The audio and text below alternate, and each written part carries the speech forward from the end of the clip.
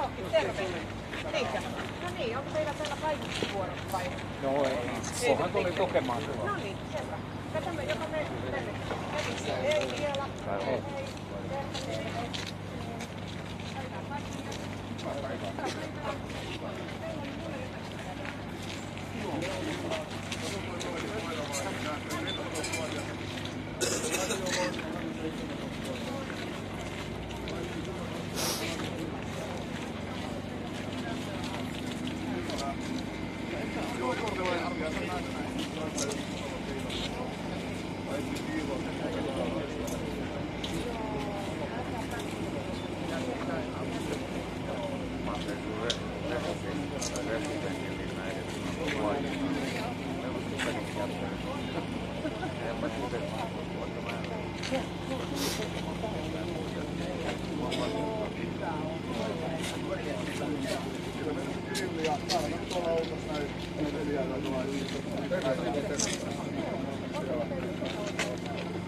Kyllä tässä aiotaan olla vielä riippuu tietenkin hyvin paljon, kuinka kauan he ovat tunoutussa. Niin.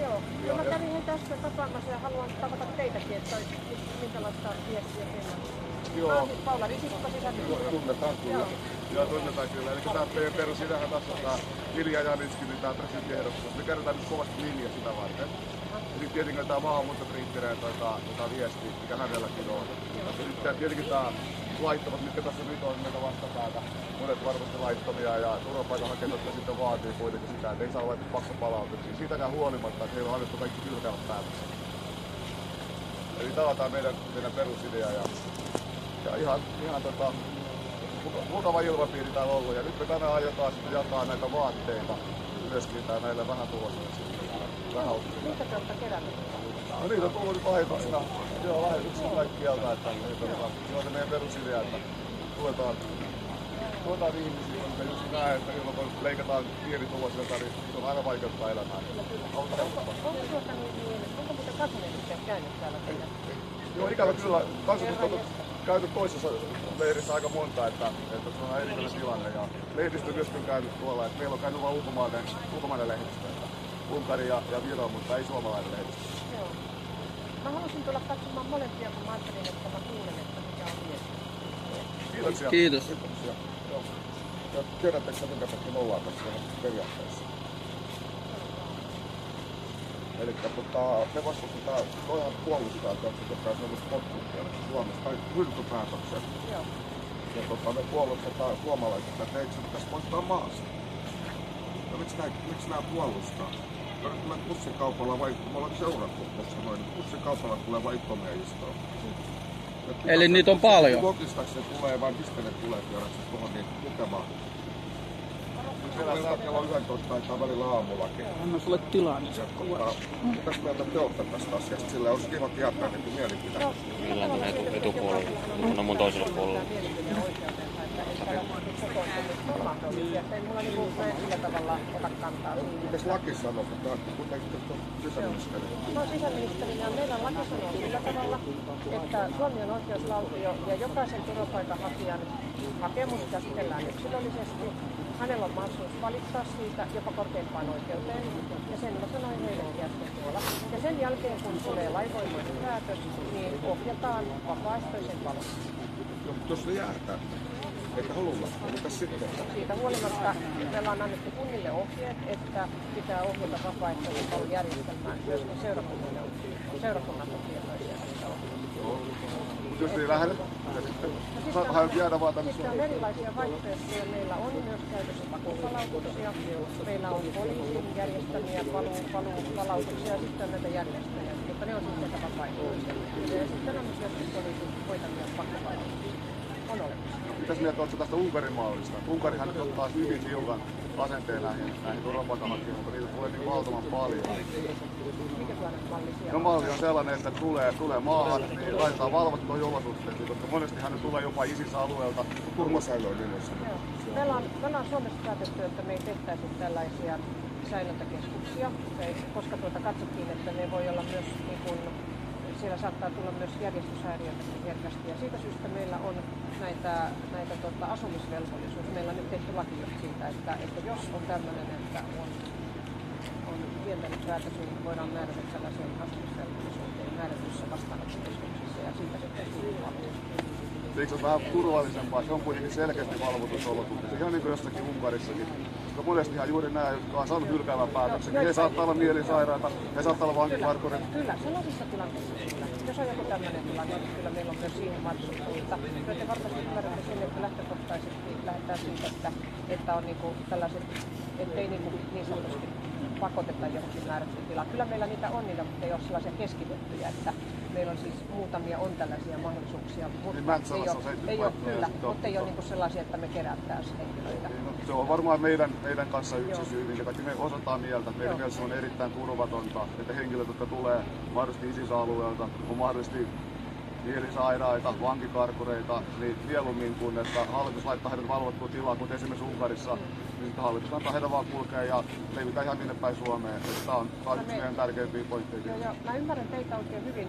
Me tietysti yritämme tämän hoitaa sillä tavalla, että tämä menee rauhanomaisin keinoin ja että me saataisiin kaikki, jotka saa kielteisen päätöksen, niin meidän tavoite on, että kaikki vapaaehtoisesti lähtee. Ja siinä on meillä sitten erilaisia keinoja. Minä muuten anteeksi, mä kysyisin tuommoinen niinku kunnianloukkaukset ja sitten tuommoinen kansankiihottamisen. Me ei olla kiihotettu mitään, mutta tuolla on huudettu meillä videolla. Me raiskataan teidät, me raiskataan. Se huudetaan barrikaadella, että kaiuttimet täällä.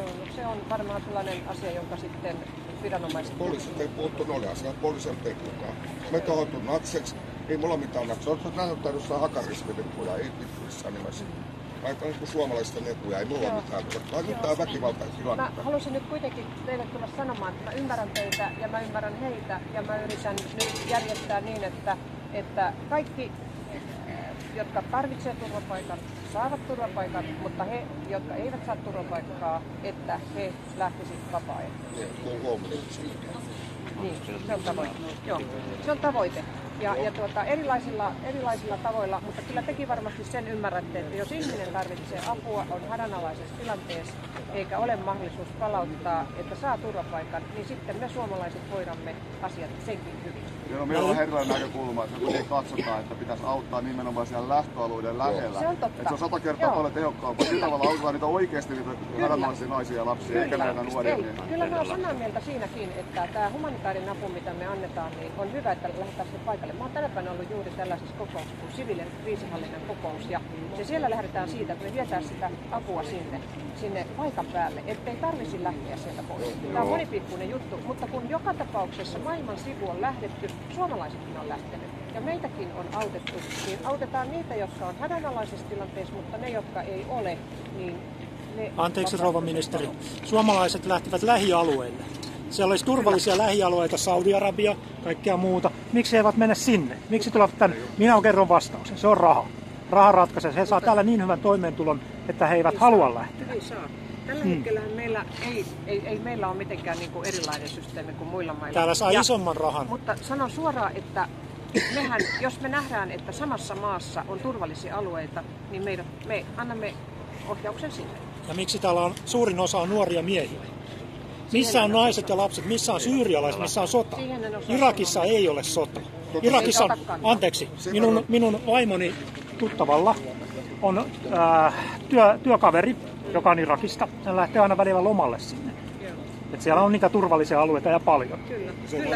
Kyllä. Meillä on meillä on tämä maatietoyksikkö, joka koko ajan pitää tietoa yllä, että mikä on turvallisuustilanne. Ja te olette huomannut, että meillä tulee kielteisiä päätöksiä.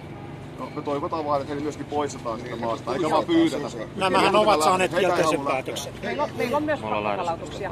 Mä haluan kiittää siitä, että te... Mä olisin kysynyt yhden asian. Mikä teillä on niin Suomen valtio, ja sehän me koko maailmaa voidaan auttaa tänne, mikä teillä on kiintiö raja? Tännehän voi tulla 10 000 jatkuvasti. 100 000. Niin, 100 000. Niin missä se raja on? Tähän kansantalous kaatuu. Kyllähän te tiedätte, että Ruotsin on puolesta ja tästä syystä meillä on lainsäädäntö, joka on nyt selkeytetty. Tästä syystä juuri, että meidän kansankyky ei riitä ihan kaikkea. Kuka valvoo tornion rajaa? Rajavartija. No, ei ne valvoja. Oikeastaan pääsee kuka tahansa ilman papereita. Monet on polttanut paperin sekin, kun tullut Suomeen. Taikasanalla asylum. Taikasana maahanmuuttopolitiikka. Mutta kiitos, että kävitte täällä. Mä ymmärrän teitä. En halua sitä. Hienoa. Täällä on turvallista, ei tarvitse pelkää. Ei. Täällä kaikki ollaan. Ja lisäksi niin on hienoa, sinä olet ensimmäinen ministeri, joka tänne tulee. Joo, ja ensimmäinen poliitikko. Niin. Aivan uskomatonta. Hienoa. Meillä kävi täällä Hesari aikaisemmin minun kutsustani, mutta mä vähän myöhästyin ja sinäkin olit vähän myöhässä. Yritin pyytää uudestaan, mutta hän sanoi, että hänellä on muita menoja, mutta hän olisi varmaan mielellään ottanut kommenttia. No niin, Kiitoksia. Semmoinen viesti, ei noin häirinnut meitä, se tänne tulee joku yölläkin häiritsee meitä ihan tarkoituksella. Yrittää mutta provosoida. kyllä mä sillä tavalla tietysti toivon näin vanhana sairaanhoitajana, että ettei te vilustu, niin mä toivon, että näitä kumpaakaan ei enää huomenna ole. Katsotaan, kun he lähtevät purkaa leiriä, niin me lähdetään myös. Mutta mutta mä tarkoitan sitä, älkää ottako sitä, mä vaan sanon niin kuin yksilön näkökulmasta, että ettei te palellu. Ja meillä on lämpimät vaatteet, meillä on teltta. Hienoa, kun pääsit käymään. Kiitos.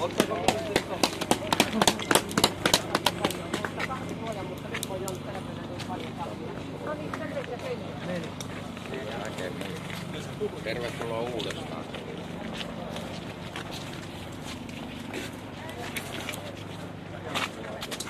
Selvä.